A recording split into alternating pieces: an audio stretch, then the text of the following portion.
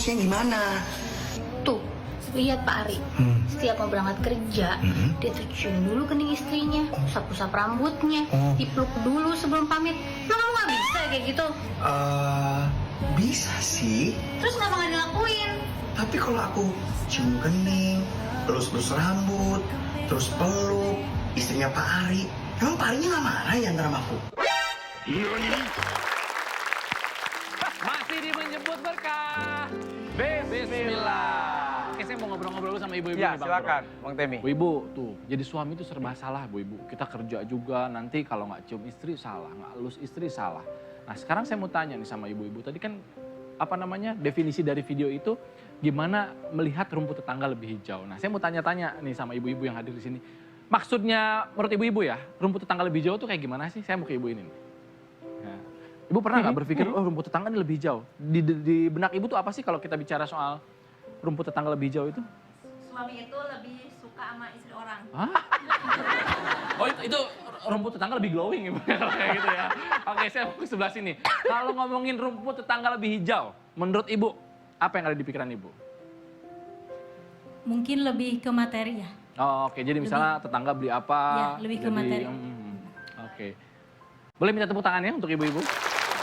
Ada yang lebih glowing, suka sama istri tetangga, ada juga yang tadi masalah materi ya. Dan ini Ya. biasa terjadi dalam rumah tangga ya Bang? Betul, jadi rumput tetangga itu maknanya bisa dalam hal perempuan, atau Materi. juga laki-laki, jenis kelamin nih. Ya. Si istri lebih melihat suami orang atau bujang, si suami juga lebih melihat istri orang atau gadis dengan membanding-bandingkan apa yang ada di rumahnya. Termasuk soal materi.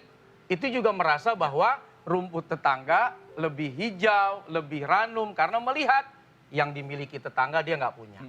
Nah, hal-hal Timbulnya seperti ini nih, hasad ya kalau kayak gitu ya. selain hasad, Bang Temi bisa merusak hubungan rumah tangga. Nah, tuh ibu-ibu. Langsung aja nih ibu-ibu yang mau bertanya lagi, kita masuk ke Bang Bro. Kepo deh. Silakan yang mau bertanya, angkat tangannya. Yang di depan mana? Oh, ini Ibu ya. Oh. Silakan. Assalamualaikum warahmatullahi wabarakatuh. Waalaikumsalam warahmatullahi warahmatullahi wabarakatuh. Nama saya Erna Silpayuna dari Desa Ciasmara, Kecamatan Pamijahan, Kabupaten Bogor.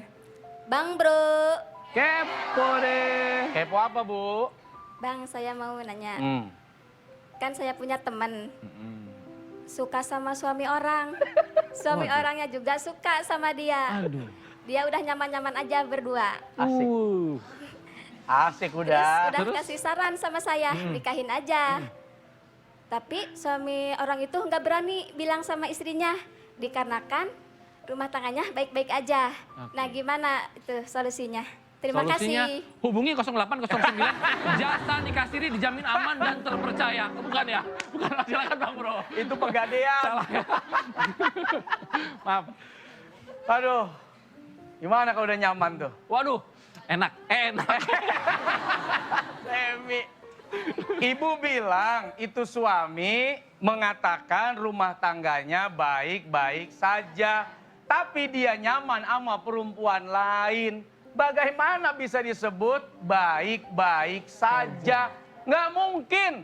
Pasti kepikiran. Pasti keingetan. Orang dia suka kok. Orang dia sayang kok. Orang dia seneng kok. Begitu jalan sama bini. Aduh. Aku cinta kau dan dia itu urusannya. Kapan? Di mana? Waktunya? Ngajak jalan mulu lagi nih bini. Kan gue juga pengen jalan sama si dia. Kan gue juga pengen teleponan sama si dia. Kan gue juga pengen WA-an sama si dia. Terus masih bisa bilang rumah tangga lu baik-baik aja. Itu namanya rumah tangga bermasalah. Karena ada kenyamanan di tempat lain. Soal tidak berani ngomong, itu juga masalah. Jadi laki nggak berani ngomong, kayak gua dong. Nggak berani juga. Itu bukan piring lagi Bu yang terbang, Bu. Kulkas bisa dilempar. Nah Bu, kalau nggak dispenser. tidak berani bicara, lebih baik tidak sama sekali melakukan kontak dengan perempuan manapun. Kecuali memang berani bicara, saya mau poligami. Berani? Mana laki? Berani? Tunjuk tangan, laki-laki berani Ayo, nggak? Hah? kalau nggak Saya berani nggak usah. Tapi kalau berani, silahkan.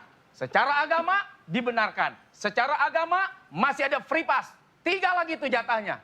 Yang pertama, kedua, ketiga, keempat. Hayu kalau berani. Kalau enggak, jangan pernah bermain-main api, nanti bisa terbakar. Kalau terbakar sedikit, masih bisa diselamatkan. Tapi kalau hangus bersama dengan rumah-rumahnya, mau kemana mencari tempat perlindungan. Jadi saran saya, sudah stop. Oke, kalau ngomongin rumput tetangga lebih hijau, ada yang lagi senyum-senyum tuh. Ada Kang Alim, kita geser sedikit ke Kang Alim. Nah, Kang Alim lagi tulis apa sih hari ini? Menulis sebuah hadis, Kang Temi, Masya Allah, Bang Bro, oke. ya, yang berbunyi, waman afsada imra'atan ala zaujiha falaysa minna.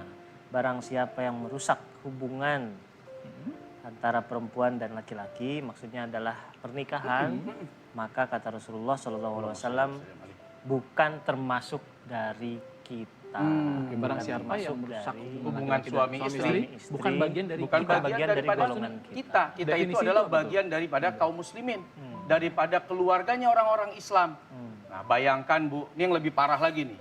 Ada seorang laki-laki menggoda istri orang lain. Oh. Begitu bercerai, nih laki-lakinya kawin sama suaminya nih. Hah? Suamiku istri Mantan orang. suami. Taruh. Itu suamiku istri orang, Bu, kayak gitu ya. Ini lebih parah lagi. Parah itu. Ngodain bini orang, terus yang begitu dinikahin lakinya. Ini plot twist itu namanya, Bu, ya kan?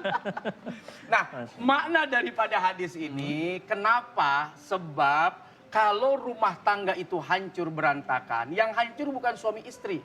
Berapa keluarga yang harus merasakan kehancuran. Maka iblis dalam satu riwayat hadis, singgasananya itu di tengah laut.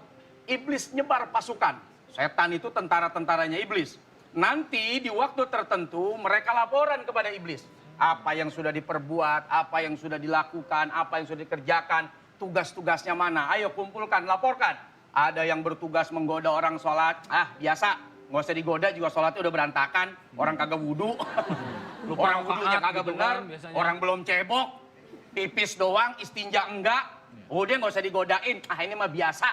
Orang dia lagi sholat juga ingatnya ikan asin, ayam goreng, tutup pengki. Nggak usah lu goda juga udah berantakan sendiri. Ada lagi yang tugasnya menggoda ina ini, ina itu. Sampai kemudian datanglah. Saya selesai menggoda sampai hancur berantakan suami istri rumah tangga orang. Iblis sematkan apa? Sematkan apa ini namanya? Mahkota. Sebagai bentuk penghormatan dan penghargaan atas tugas yang begitu besar dilakukan. Kenapa iblis memberikan mahkota itu? Sebab kalau suami istri berantem, satu, aib akan dibuka. Oh, kata bininya, nih laki emang begini. Kata suaminya, lu emang perempuan begini. Yang tadinya tertutupi, Kebuka tuh semuanya, kebuka Bang. semua. Gimana gak kebuka? 24 hours hidup bersama. Gara-gara rumah tangga orang hancur, aib Keluar. terbuka. Bahkan aib yang paling inti. Masya Allah. 2, terjadi broken home. Anak bingung mau pilih siapa. Pilih bapak, kata emak, jangan ikut bapak lu. Mau ikut emak, awas. Emak lu itu bukan perempuan baik-baik. Udah jadi fitnah. Anak hancur hubungan dengan orang tua. Akhirnya anak jadi durhaka. Berapa banyak anak durhaka gara-gara permusuhan. Mantan suami dan istri, anak terlibat dalam pertempuran. Betul nggak? Dampaknya. Psikologisnya juga besar ya itu. Satu kali godaan. Itu dahsyat ya. Puluhan dosa bisa terjadi. Belum lagi urusan mertua sama menantu. Menantu dengan mertua. Orang tua dengan anak. Besan dengan besan. Ipar dengan ipar. Hayu aja. Berapa sudah kejahatan, keburukan, dosa yang ditimbulkan atas persoalan hancurnya rumah tangga seseorang. Maka Nabi menyebut, falaisa minna. Dia tidak termasuk golonganku. Dia tidak termasuk golongan yang aku cintai. Dan itu menjadi penghargaan besar bagi iblis menyematkan kepada setan yang mampu menghancurkan rumah tangga seseorang. Karena dampak dan efeknya itu luas. Nah, seperti itu. Serem Gitu. ya, Bang Bro ya. Dan mudah-mudahan kita semua yang hadir di studio ataupun yang di rumah ini dijauhkan dari hal seperti itu ibu-ibu ya. Amin. Saya juga mau kasih informasi sama ibu-ibu yang hadir di studio. Nanti kaligrafi yang Kang Alim tulis akan menjadi hadiah untuk ibu-ibu yang hadir di studio. Kita break sebentar ya, tetap di Menjemput Berkah. Bismillah. Udah deh, kalau begini caranya kamu pulang aja deh ke rumah bapakmu. Itu jatuh talak. Belum, ini belum. kinaya.